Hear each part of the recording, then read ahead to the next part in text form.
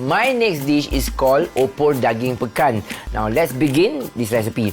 The first thing we need to do here is we are going to grind all these ingredients together. Now you notice that in typical Malay kitchen, we do a lot of grinding with the spices. Fortunately, now we have the blender. But in those days, everything was grinded in a mortar or in a batu giling, as we mentioned earlier. So this is just very simple, putting everything inside. We have the shallots, some fresh ginger, a handful of dried chili. Always remember, soak your dried chili. Some shrimp paste, belacan, which you don't see very common in a typical opor or rendang dish. Garlic. And we add some water. And of course now we're going to blend all the ingredients until it's very smooth. There you are. The paste is now ready.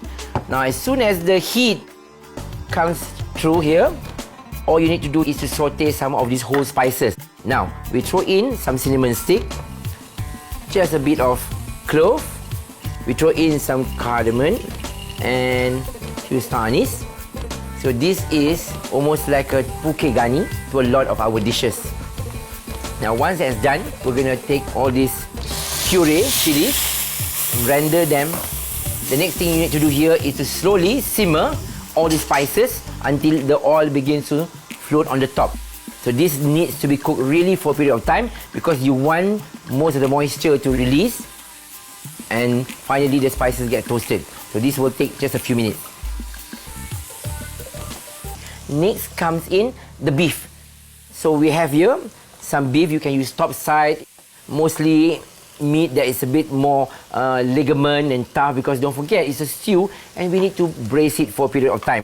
So we add in here the meat.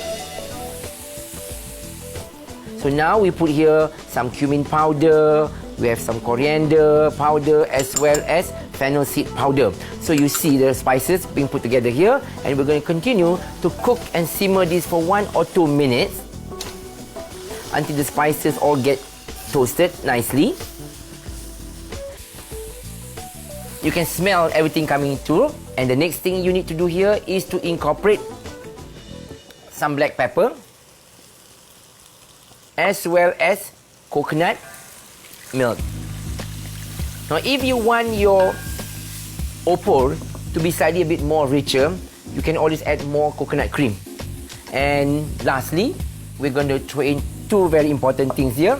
The krisek, which actually can go much later, or you can also add them now, as well as the tamarind juice. So you need some kind of balancing here, spicy, sweet, aroma. So that's why many of these Malaysian dishes are really, really fantastic when you taste them because they have all these wonderful powdered spices, fennel, coriander, onion, shrimp paste put together. And lastly, this aromatic krisek pounded together, which gives that nice dark body to the stew. But we're going to leave this just about 3 or 4 minutes before everything is cooked. Now normally opor is cooked in large quadrum. Now from now onwards we're going to leave this. Don't forget to season it a bit of sugar and salt. We're going to leave this for about, I would say, normally 40 minutes until the meat is tender. So here we leave it for about half an hour or so and let that simmer until it's nice and thick before we add in the krisek.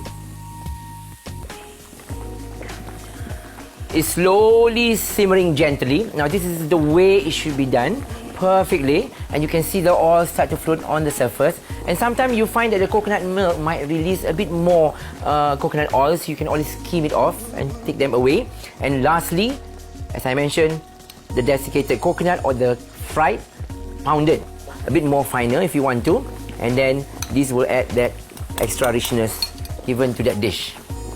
There's one more dish which has a bit of similarity in this. Is called rendang tok, which is very popular, a signature dish in the state of Perak up north in Malaysia.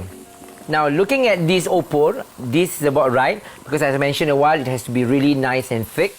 Just fabulous. This is really delicious if you also serve them with the yellow glutinous rice, as we call nasi kunyit. It's so delicious. And don't forget, as we always mention, we serve that with a bit of our rice parcel here, or we call ketupat for Hari Raya, or with lemang.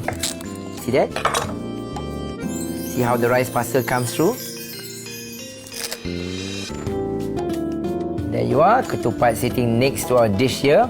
And I promise you, this dish is going to be amazingly delicious. And of course, our fabulous dish today, the rendang, or we call it opor daging pekan.